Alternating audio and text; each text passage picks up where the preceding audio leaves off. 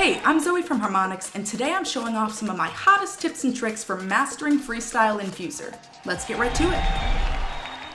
When I get to Freestyle, I'm going to focus on the fundamentals of making a mix. So I can choose from 4 elements: drums, bass, lead instrument, and vocals, and I'll just drop them into my mix one at a time. So I'll start with my drums, and how I'm going to bring that into my mix is I'm going to tap on the button on my gamepad that corresponds with the icons that I'm seeing right in my crate up here. I'm going to start out with drums, and I'm just going to go ahead and tap on this blue button here and bring it right into my mix. Alright, I'm going to do the same thing with bass up here, and I can also drag and drop as opposed to just tapping it into the mix. So I can choose whatever slot I want to bring it into. Alright, that sounds good. I just want to go ahead and round it out with some vocals. This sounds great. And now that I have a mix that I like, I'm going to play around with some of the other deck controls I have available to me here. So one thing I can do is adjust the key and tempo. I'll go ahead and bring up this tempo a little bit. And then I'm going to play around with this cue that I have here. So this empty space beneath my deck is a cue that allows me to drop discs to be set up for bringing into my mix in the future, as opposed to having to drop it directly into my mix from the jump. So I'm going to go ahead and cue that up here. And then I've got a couple options available to me here for these deck controls, one of them being swap, so I can super seamlessly transition between 2 different individual discs. Alright, let me cue up a couple more discs and show off some of the other functionality.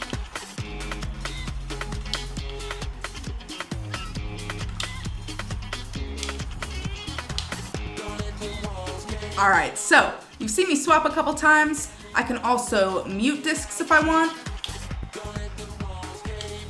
I could solo. Or I can eject discs that I no longer want in the mix.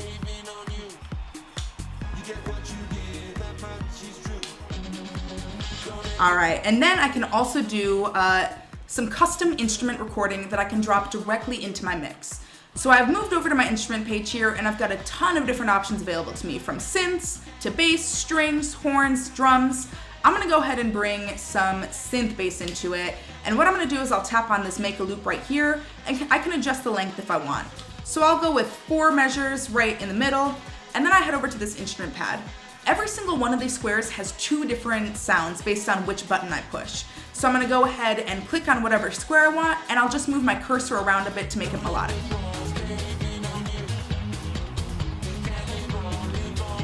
Alright, and once I've recorded something that I like, I can either tap it directly into my mix, or I can drag and drop, or I can cue it up if I want. So I'm going to cue it up there, and then I'll just bring it right into my mix.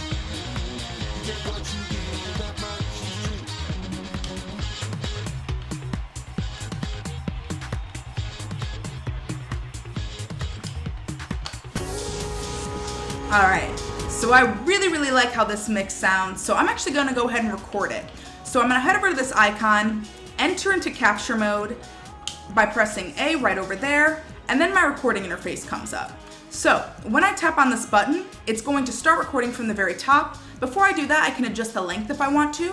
So I can record a mix as long as 64 bars, which would be 2 entire runs through this beat timeline, or I can do something as short as 8 measures. So I'm going to go with something in the middle with 16, and I'm going to go ahead and start recording. It'll count down, and then record this mix from the top of the beat timeline.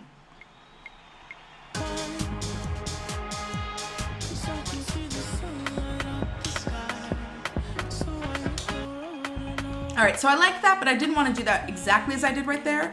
So instead of having to start from the very beginning, I can actually just rewind to the part that I wanted to change and redo it.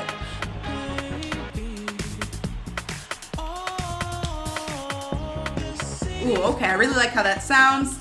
Let me go ahead and put some more drums right on top of that.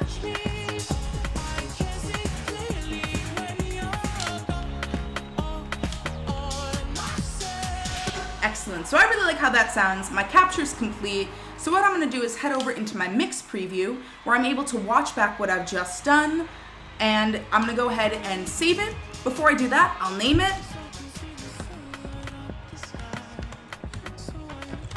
Alright, I like that. So I'm going to go ahead and share it.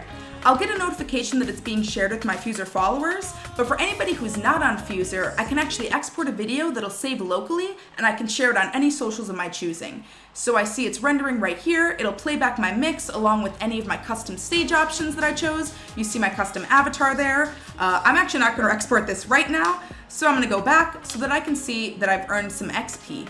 This XP is going to get me closer to leveling up, and every time I level up, I'm going to earn some of the in-game currency that's available in Fuser.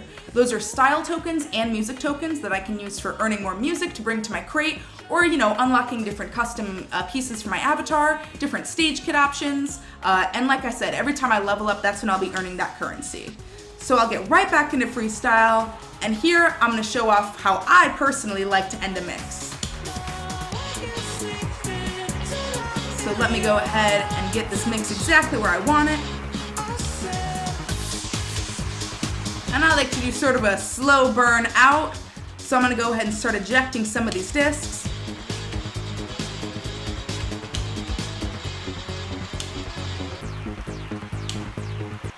Awesome.